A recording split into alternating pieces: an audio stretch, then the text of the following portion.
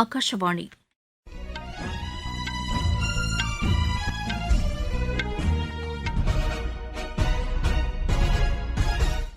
செய்திகள் வாசிப்பவர் வடிவழகி கபிலன். தலைப்புச் செய்திகள்: மேற்காசியாவில் நிலவும் சூழ்நிலை குறித்து ஜோர்டான் மன்னர் திரு அப்துல்லாவுடன் தொலைபேசியில் தொடர்பு கொண்டு பிரதமர் திரு நரேந்திர மோடி கேட்டறிந்தார். வளர்ச்சியடைந்த பாரதத்தை உருவாக்க பிரதமர் திரு நரேந்திர மோடி தீவிரமாக செயல்பட்டு வருவதாக மத்திய அமைச்சர் டாக்டர் மன்சுக் மாண்டவியா தெரிவித்துள்ளார்.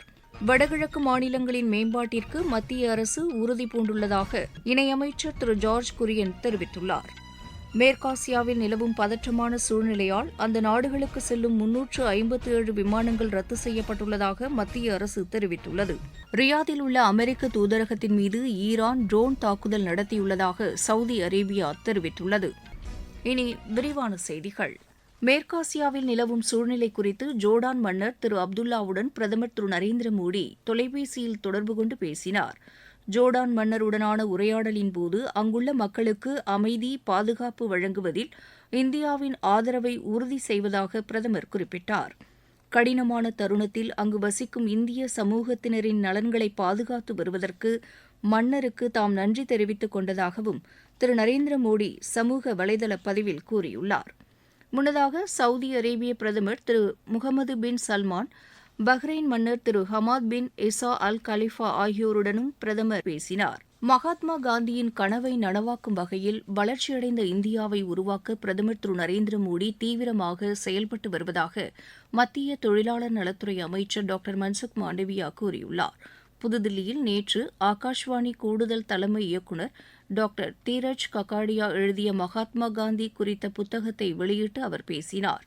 காந்தியடிகளின் போதனைகளை மக்கள் தங்கள் வாழ்வில் நடைமுறைப்படுத்துவதற்கான விழிப்புணர்வை இந்த புத்தகம் ஏற்படுத்தும் என்று அமைச்சர் தெரிவித்தார். நாட்டு மக்களிடையே மகாத்மா காந்தியின் தேசபக்தியும் அவருடைய கொள்கைகளும் சுதந்திர போராட்டத்தில் பங்கேற்க வேண்டும் என்ற உத்வேகத்தை ஏற்படுத்தியதாக அவர் தெரிவித்தார்.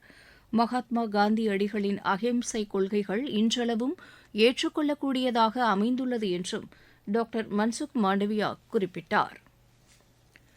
வளர்ச்சியடைந்த இந்தியாவை நோக்கி வடகிழக்கு மாநிலங்களை மேம்படுத்துவதற்கு மத்திய அரசு உறுதி பூண்டிருப்பதாக சிறுபான்மையினர் நலத்துறை இணையமைச்சர் திரு ஜார்ஜ் குரியன் தெரிவித்துள்ளார். நாகாலாந்து மாநிலம் டியூன்சாங் மாவட்டத்தில் மத்திய அரசின் திட்டங்களின் செயல்பாடு குறித்து அதிகாரிகளுடன் நேற்று ஆலோசனை நடத்தினார். அப்போது வடகிழக்கு மாநிலங்களின் நலன்களுக்காகவும் கட்டமைப்பு மேம்பாட்டிற்கு ஆதரவு அளிக்கவும் மத்திய அரசு உத்தரவாதம் அளித்திருப்பதாக அவர் தெரிவித்தார். வடகிழக்கு மாநிலங்களின் விரைவான வளர்ச்சி குறித்து அறிந்து கொள்வதற்காக பிரதமரும் மத்திய அமைச்சர்களும் அவ்வப்போது ஆய்வு மேற்கொண்டு வருவதை திரு ஜார்ஜ் குரியன் சுட்டிக்காட்டினார். தகவல் ஒலிபரப்பு அமைச்சகம் வெளியிட்டுள்ள புத்தகங்கள் தமிழின் தொன்மையையும் பண்பாட்டு வளத்தையும் உலகறியச் செய்யும் முயற்சி என்று மத்திய இணையமைச்சர் டாக்டர் எல் முருகன் தெரிவித்துள்ளார். குடியரசு துணைத் தலைவர் மாளிகையில் நேற்று நடைபெற்ற தமிழறிஞர்களின் 14 தமிழ் புத்தகங்கள் வெளியீட்டு விழாவில் தாம் பங்கேற்றது குறித்து அவர் வெளியிட்டுள்ள சமூக வலைதள பதிவில் இதனை தெரிவித்துள்ளார். தமிழ் மொழி மற்றும் பண்பாட்டின் மீது பிரதமர் கொண்டுள்ள ஆழ்ந்த பற்றையும் மரியாதையையும் மீண்டும் ஒருமுறை எடுத்துக்காட்டும் வகையில் இந்த புத்தக வெளியீடு அமைந்துள்ளதாக அவர் கூறியுள்ளார். தமிழறிஞர்கள் இலக்கியம் மற்றும் கலாச்சாரத்தின் மீது மத்திய அரசு வைத்துள்ள அசைக்க முடியாத அர்ப்பணிப்பை வெளிப்படுத்துவதாக இது அமைந்திருப்பதாகவும் டாக்டர் எல் முருகன் கூறியுள்ளார். மேற்காசியாவில் நிலவும் பதற்றமான சூழ்நிலைக்கு மத்தியில் 357 விமானங்கள் ரத்து செய்யப்பட்டுள்ளதாக சிவில் விமான போக்குவரத்து அமைச்சகம் தெரிவித்துள்ளது. அந்த பிராந்தியத்தில் பயணிகளுக்கு ஏற்ற சூழல் தொடர்பான நிலைமை உன்னிப்பாக கண்காணிக்கப்பட்டு வருவதாக சமூக வலைதள பதிவில் அந்த அமைச்சகம் தெரிவித்துள்ளது. பயணிகள் உதவி கட்டுப்பாட்டு அறை மூலமாக விமான பயணிகளின் கோரிக்கைகள் கேட்டறியப்பட்டு வருவதாகவும் உரிய நேரத்தில் முன்னுரிமை அடிப்படையில் அவை தீர்க்கப்பட்டு வருவதாகவும் அதில் கூறப்பட்டுள்ளது. ஏர் சேவா என்ற சமூக ஊடகத்தளம் வாயிலாக இதுவரை பயணிகளின் 559 கோரிக்கைகளுக்கு தீர்வு காணப்பட்டுள்ளதாகவும் பிரத்யேக உதவி அழைப்பு எண்கள் மூலமாகவும் விமான நிறுவனங்களுடன் ஒருங்கிணைந்தும் பயணிகளின் கோரிக்கைகள் நிறைவேற்றப்பட்டு வருவதாகவும் அந்த அமைச்சகம் தெரிவித்துள்ளது. விமானங்கள் ரத்து மற்றும் நேர மாற்றம் தொடர்பான சரியான தகவல்களை விமான நிறுவனங்களின் அதிகாரப்பூர்வ தொலைபேசி எண்கள் மூலம் பயணிகள் அறிந்து கொள்ள வேண்டும் என்று விமான போக்குவரத்து அமைச்சகம் அறிவுறுத்தியுள்ளது.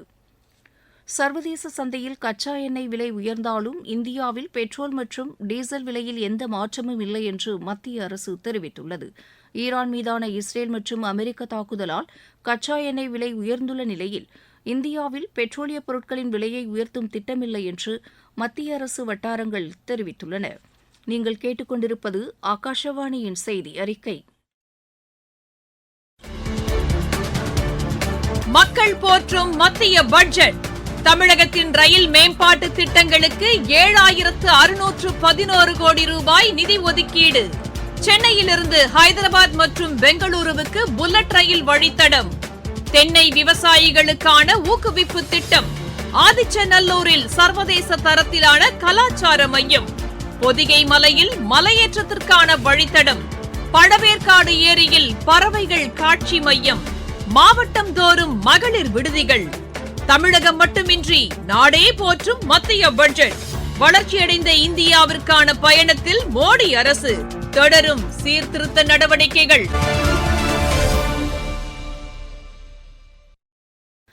ரியாதில் உள்ள அமெரிக்க தூதரகத்தின் மீது ஈரான் ட்ரோன் தாக்குதல் நடத்தியிருப்பதாக சவுதி அரேபியா தெரிவித்துள்ளது.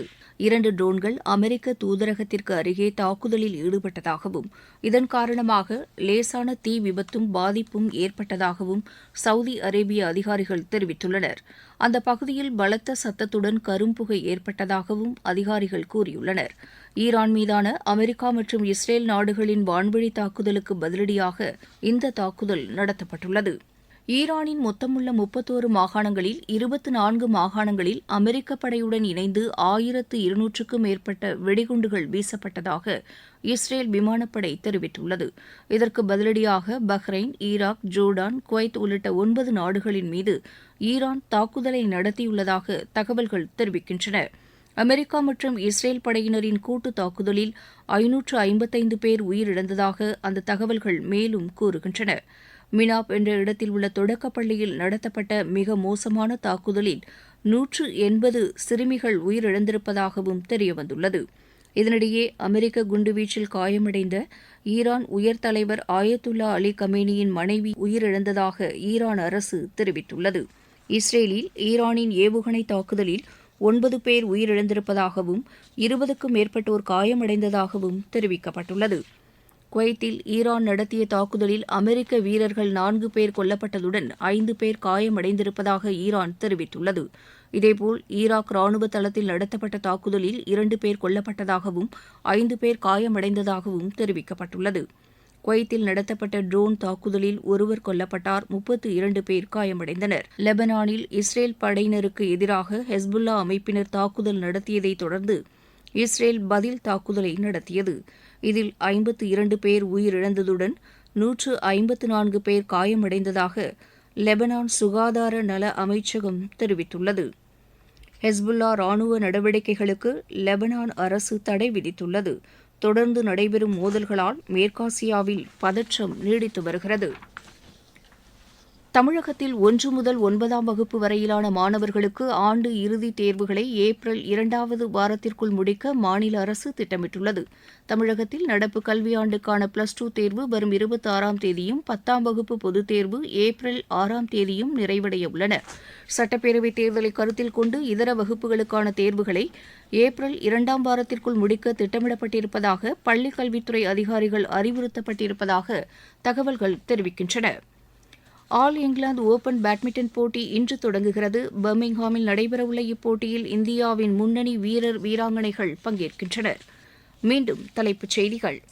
மேற்காசியாவில் நிலவும் சூழ்நிலை குறித்து ஜோர்டான் மன்னர் திரு அப்துல்லாவுடன் தொலைபேசியில் தொடர்பு கொண்டு பிரதமர் திரு நரேந்திர மோடி கேட்டறிந்தார். வளர்ச்சியடைந்த பாரதத்தை உருவாக்க பிரதமர் திரு நரேந்திர மோடி தீவிரமாக செயல்பட்டு வருவதாக மத்திய அமைச்சர் டாக்டர் மன்சுக் மாண்டவியா தெரிவித்துள்ளார். வடகிழக்கு மாநிலங்களின் மேம்பாட்டிற்கு மத்திய அரசு உறுதி பூண்டுள்ளதாக இணையமைச்சர் திரு ஜார்ஜ் குரியன் தெரிவித்துள்ளார். மேற்காசியாவில் நிலவும் பதற்றமான சூழ்நிலையால் அந்த நாடுகளுக்கு செல்லும் 357 விமானங்கள் ரத்து செய்யப்பட்டுள்ளதாக மத்திய அரசு தெரிவித்துள்ளது. ரியாதில் உள்ள அமெரிக்க தூதரகத்தின் மீது ஈரான் ட்ரோன் தாக்குதல் நடத்தியுள்ளதாக சவுதி அரேபியா தெரிவித்துள்ளது. இத்துடன் இந்த செய்தி அறிக்கை நிறைவு பெற்றது.